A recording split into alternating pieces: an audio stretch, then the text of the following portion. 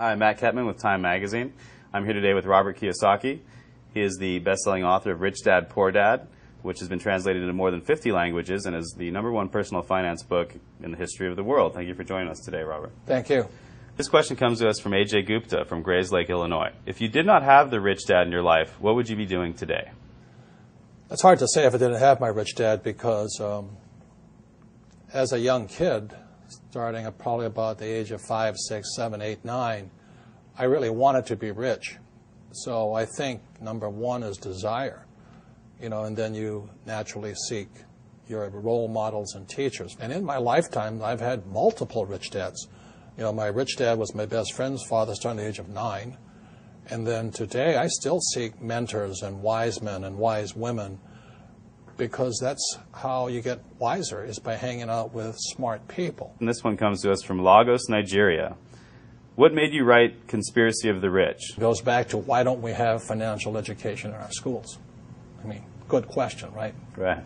And how come the tax laws are different for different people? There's 4 things that make the most 90% of the people poor. Number 1 is taxes.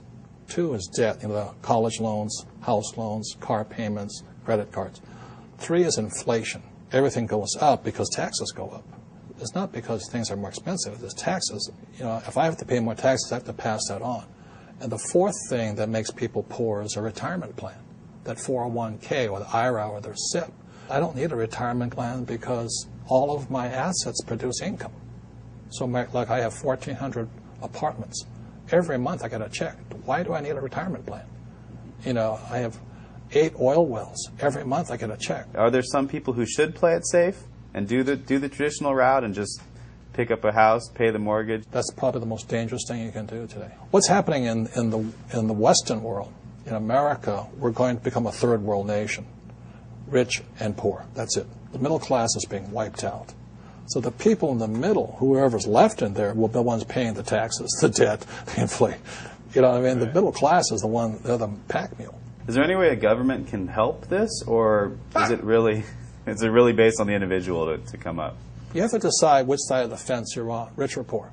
Make up your mind. Yeah. Make up your mind. I made up my mind. It's rich dad, poor dad. I want to listen to my old man, a PhD.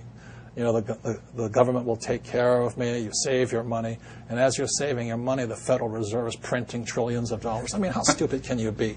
And invest your money for the long term in a well-diversified portfolio of mutual funds. Send it straight to Wall Street so that they can pay their brokers $10 million a year bonuses. How stupid does a person have to be? Wake up. Do they teach you that in college-level economics or no? Hell no. Are you kidding me? Absolutely not. By design. If you read Conspiracy of the Rich, 1903, John D. Rockefeller took over the financial education system by creating the General Education Board. And since then, the rich have controlled what is taught at schools. This question comes to us from Tokyo. Jay Sienna asks, you always say that your poor dad forbade everyone to talk about money at the dinner table. Did you ever ask him why? And at your dinner table now, are people allowed to talk about money? That's all I talk about is about money. Tell me something money does not affect. Does money affect education? Absolutely. If you have money, you can go to the best schools. Look at George Bush. Right. This one comes from Laredo, Texas, from Steven San Ramon. When you and your wife were living out of your car, how did you remain so confident that you would be able to accumulate enough wealth to not only retire rich, but young as well? Well, confidence comes from discipline and training. I think one of the best things that happened for me was I kept flunking out of school. And I realized it wasn't school that was a problem, it was a lack of discipline. And so that's one of the reasons that I went to military school. The military trains you that there's 4 strengths. There's mental strength, emotional strength, physical strength, and spiritual strength. So that's what kind of kept me going. Is there a time to bail out on a project, though? When... That's not in my vocabulary. Yeah. Look, I have an unfair advantage, I went to war. And at war, I'm alive because other guys died for me. When you see stuff like that, how can I quit? Most guys are just wimps, pussies, cowards. They don't have it. So they should get a job.